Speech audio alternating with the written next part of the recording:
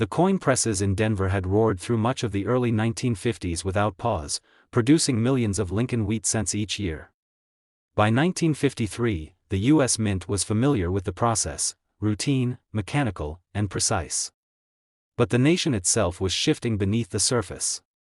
The Korean War was winding down, Dwight D. Eisenhower had just taken office, and America stood on the threshold of a new era of post-war stability. Confidence and caution went hand in hand. Yet inside the Denver Mint, buried beneath the normalcy of a familiar design, something happened that no one at the time noticed. Something that wouldn't reveal its full impact until decades later, when a single coin emerged from obscurity with secrets that would shake collectors to their core. It was a Lincoln wheat penny, dated 1953 and bearing the small d mint mark signifying its origin in Denver. It looked ordinary, at first. The copper had darkened over time, as expected. The classic image of Lincoln in profile remained, and the reverse still bore the bold 1 cent and United States of America between two wheat stalks. These coins were once a staple of daily commerce, jingling in pockets, buying candy, gum, and comic books. But this one held a difference, a quiet deviation that could go unnoticed by any casual observer. The first to truly see it was not a dealer, not a historian, but a collector who had been examining rolls of old wheat pennies, not searching for value but for patterns that he had handled hundreds of 1953 cents before. But when his magnifier passed over this one, he paused. It wasn't just the luster, which was unusually sharp for a coin supposedly struck over 70 years ago. It was the strike itself, crisp in some areas, muddled in others. The 3 in the date appeared oddly formed, almost as if part of it had been restruck or doubled. The mint mark looked slightly higher than usual, not aligned with the rest of the date. Something wasn't right. He weighed it. The scale gave him 3.11 grams, normal. He flipped it. The wheat stalks on the reverse were pronounced, unusually sharp for a coin of its age. But the E in E pluribus unum appeared cracked. A small die chip? Maybe. Or maybe something else entirely. He knew this wasn't a case for guesswork. He sent the coin to be graded. Weeks passed. Then came the call. The grader's voice was calm, but tinged with curiosity. The coin wasn't just genuine, it was rare. Extremely rare. It displayed a previously undocumented variety, one that had somehow escaped the watchful eyes of error specialists for decades. The 1953 cent had been struck using a misaligned die that caused subtle but significant doubling on the obverse. But more than that, microscopic inspection revealed a die clash, faint outlines of the wheat stalks visible on Lincoln's shoulder. A rare imprint caused when the obverse and reverse dies had struck each other without a planchet between them. The result? A 1-cent coin with ghost-like features from both sides of the design merged in one eerie impression, and yet, that wasn't the most shocking part. Experts noticed something else, traces of another mint mark. Faint. Almost erased. Like the ghost of a letter never meant to be there. Further analysis pointed to a dramatic possibility: this coin may have originated as a San Francisco mint die, later retooled for Denver. A leftover die, or perhaps a misrouted one, that had been modified to carry the D mint mark instead. The process of overpunching mint marks had occurred in previous decades, but by 1953, such practices had nearly vanished. Still, here was the evidence, clear, undeniable, and preserved in copper. Now the coin wasn't just a double die or a die clash. It was potentially a transitional hybrid, an amalgamation of minting procedures that weren't supposed to intersect. It didn't just challenge expectations. It broke them. The collector, now the confirmed owner of a one-of-a-kind error, found himself fielding calls from numismatic circles across the country. Experts wanted to study it. Auction houses wanted to feature it. And the story began to spread, not quickly, not like a tabloid headline, but with the steady hum of something truly special. Word moved through coin shows, collector forums, and historical newsletters. The 1953 Lincoln cent had gone from a forgotten relic in a bankroll to a star of whispered legend. Then came the auctions, the first time a comparable piece surfaced, albeit with only part of the characteristics of the original. It sold modestly. But it was enough to set collectors looking. Dealers started checking their 1953 cents more closely. Not just for doubling, but for alignment, clash marks, and any signs of overpunching. Very few passed the test. Most were ordinary. Some had die chips or minor cracks, common, minor. But only a handful showed even faint similarities to the original anomaly, and among those, only one rivaled the detail and clarity of the first discovery. It was in the hands of a private collector from Ohio who had stored a roll of 1953 D cents for decades in a closet, untouched. Inside that roll was a second example, with the same misplaced mint mark, the same date doubling, and clear clash marks that mirrored the original discovery. Experts concluded they had been struck from the same faulty die pair, possibly within the same minting run. Their existence confirmed something vital: the 1953 D wheat cent anomaly wasn't a one-off. It was an error series, tiny, limited, and mostly lost to time. But those that remained? They were history frozen in metal. Grading agencies gave them their highest classifications: MS67 red for one, MS66 plus red for the other. Their surfaces glowed with luster rare for coins of that era. But it was their story, the misused die, the ghost mint mark, the unintentional clash, that made them irresistible to advanced collectors. These weren't just coins. They were puzzles. They were artifacts. When one finally appeared at a major auction, expectations were uncertain. Not everyone believed the hype. After all, 1953 D cents were common. Billions had been made. But those who understood the depth of the error, who had read the diagnostics and seen the comparisons, knew what they were watching. The bidding began cautiously. Then it surged. What had been a penny, literal spare change, soon soared past 10,000. Then 20. The room grew still when it passed 50. By the time the final gavel dropped, the coin had sold for over $300,000. The crowd, silent with disbelief, knew they had just witnessed a modern numismatic milestone. Today, the 1953 D Lincoln wheat penny with these rare die anomalies remains one of the most elusive and extraordinary finds in American coin history. Only a few examples are known, and their value continues to rise with each passing year.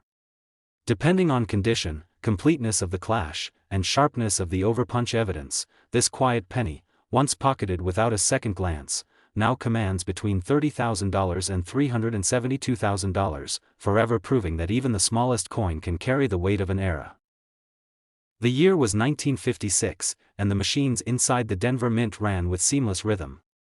By then, the production of Lincoln wheat pennies had become a mastered routine, billions of cents pressed every year with remarkable efficiency. The wheat stalk reverse, so deeply familiar to the American public, had become a symbol of continuity. Post-war prosperity was settling in, and the country found comfort in familiarity. Every pocket carried a piece of copper bearing the stoic profile of Abraham Lincoln, a coin so common it was rarely examined beyond its face value. But deep inside that year's ocean of production, a few coins were struck with an error so discreet, so masterfully concealed by the surface of copper, that it would take decades, and a sharply trained eye, to bring it to light. That it began with a man who wasn't even searching for value. He was a schoolteacher, modest in habit but obsessive about detail. On a cold winter evening, he sat at his desk with an old shoebox filled with loose change. A hobby, nothing more. A small pleasure in lining up coins by year, noticing the tiniest variations in lettering or color. When he picked up a 1956 D Lincoln cent, there was nothing remarkable at first glance. The coin had good luster. Lincoln's image was clear, the date readable. But something tugged at him. A small, subtle distortion in the number 6. A shadow of a line that shouldn't be there. He leaned closer. Was it a scratch? A stain? He turned on a brighter light, fetched his old magnifying lens, and peered in. That's when he saw it, just below the date, faint but undeniably present. Another D. Not clean, not sharp. But there. A second mint mark, barely visible, punched ever so slightly off from the first. His heart raced. He checked again. It wasn't doubling caused by wear or strike movement. This was a separate, distinct punch, evidence of a hand-applied mint mark placed twice, imperfectly aligned. He didn't sleep that night. The coin was sent to a regional coin show the following weekend. It passed from hand to hand, drawing puzzled looks and measured nods. A few dismissed it. Others saw potential. Eventually, it found its way to a certified grading service. There, under high-powered microscopes and professional scrutiny, it was confirmed, a genuine 1956 D Lincoln wheat cent with a D over D mint mark, an RPM, or repunched mint mark, Class I variety. But even more compelling was what lay beneath the mint mark itself. Further inspection revealed a subtle bulge in the metal surface, almost undetectable without specialized equipment. This was not merely a repunch.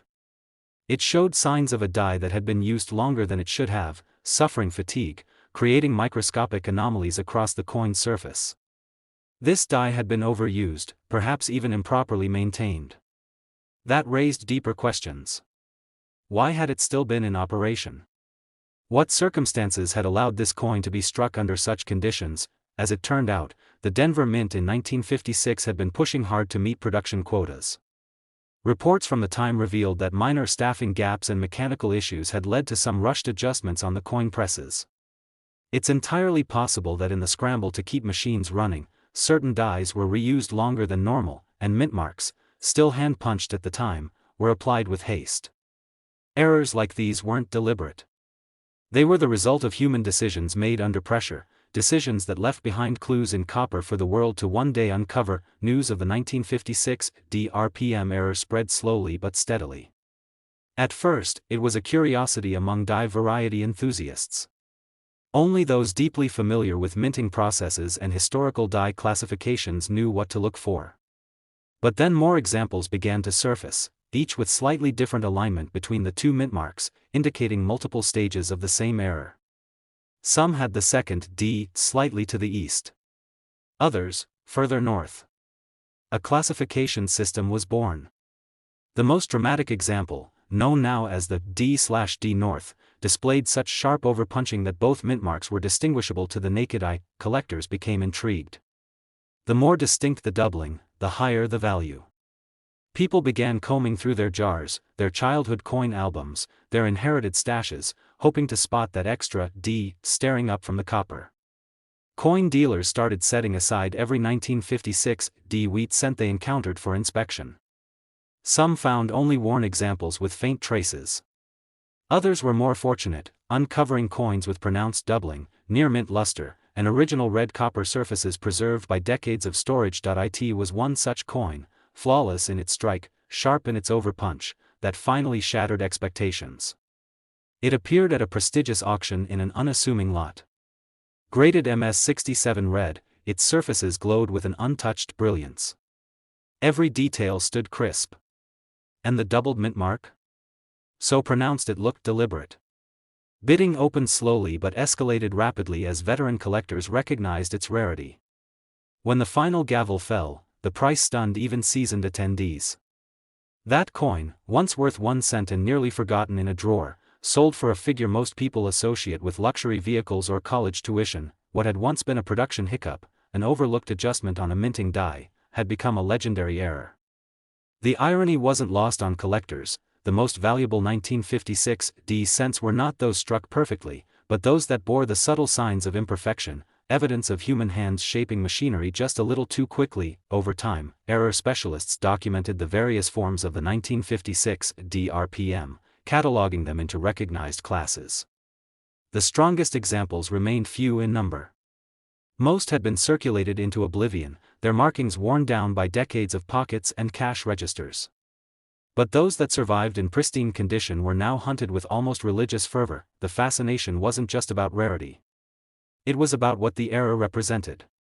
A moment of transition in minting history.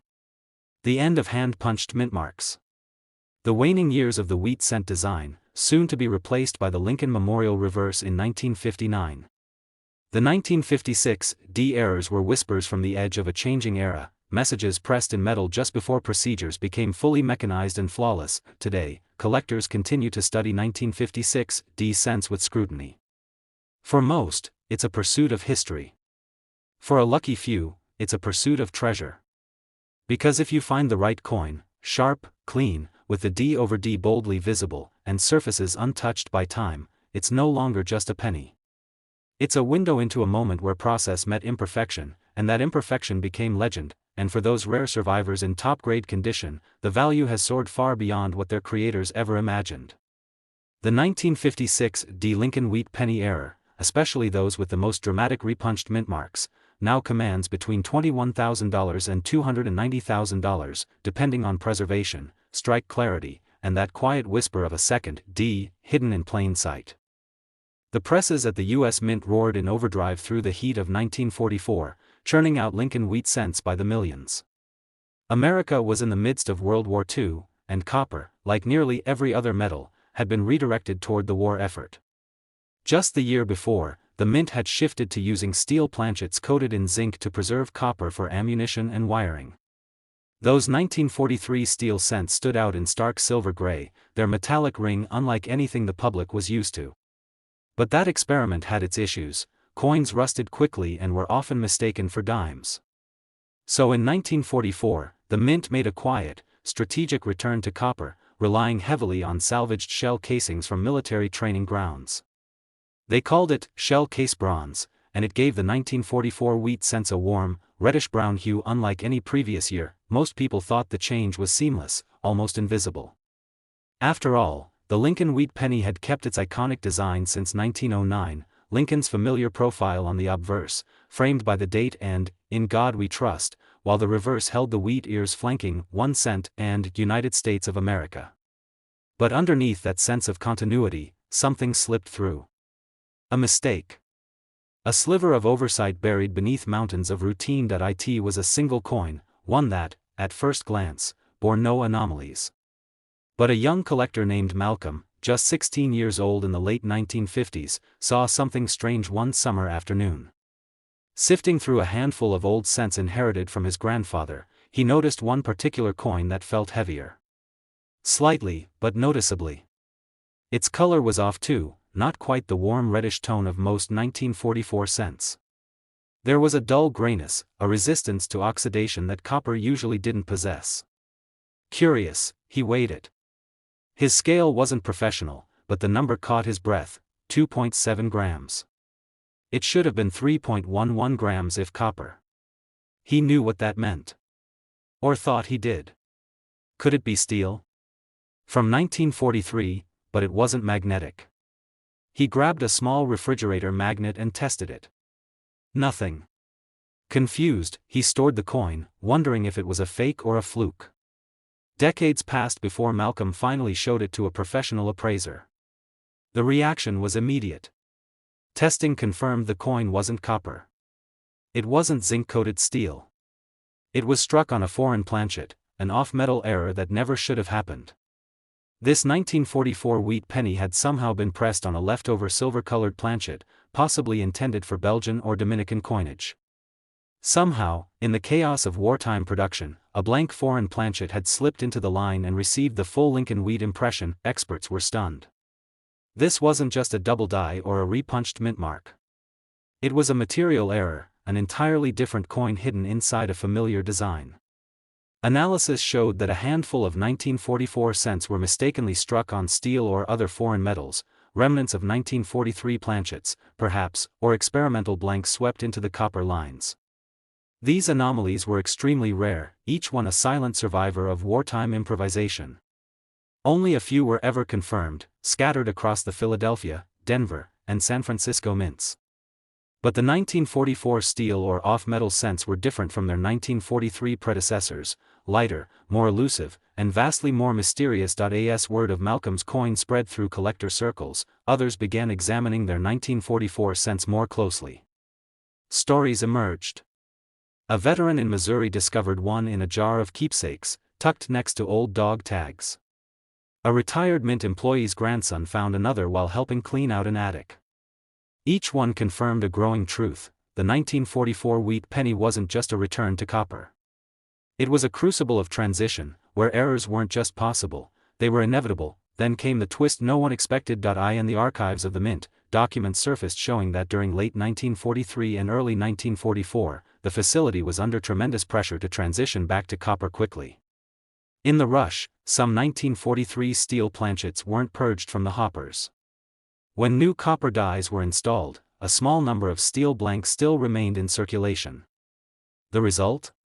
Genuine 1944 pennies struck on 1943 planchets, an error so subtle that for years, it masqueraded as routine. The implications were enormous. These weren't just off-metal coins, they were time capsules. Physical evidence of a chaotic changeover in American wartime minting. Collectors who had dismissed certain 1944 cents as poorly preserved were suddenly digging them out, weighing them, testing their magnetic properties. Every roll of 1944 pennies became a potential jackpot. Dealers began offering hundreds, then thousands, just for the chance to inspect one. Grading services established dedicated classifications for these errors. The genuine examples, especially those confirmed as being struck on leftover steel blanks, entered a league of their own, and yet, even among those discoveries, one stood out. A pristine 1944 Lincoln wheat penny struck on a steel planchet surfaced at a national coin show. Its surfaces were flawless, no rust, no wear. The coin had likely been preserved in a sealed envelope for decades, untouched by human hands. It was confirmed through X-ray fluorescence to contain no copper. The minting details were crisp, with Lincoln's profile and the wheat ears fully struck, a rare feat for a steel planchet, which often struggled to receive full design impressions. The date was bold. The strike was even.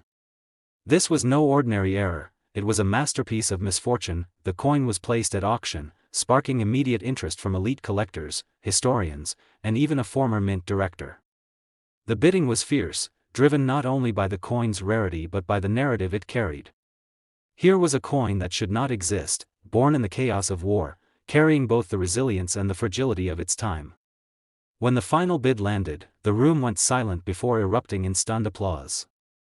It had shattered all prior expectations. Today, the 1944 Lincoln wheat penny stands as one of the most enigmatic coins in American numismatics. Most are copper and ordinary. But those rare few struck on steel or foreign planchets carry with them a story of conflict, adaptation, and silent survival. And for collectors lucky enough to discover one in high grade, the value of that mistake is profound. Because that single cent, once worth only a penny, now commands between $25,000 and $314,000, depending on condition, composition, and the secrets it still holds beneath its surface.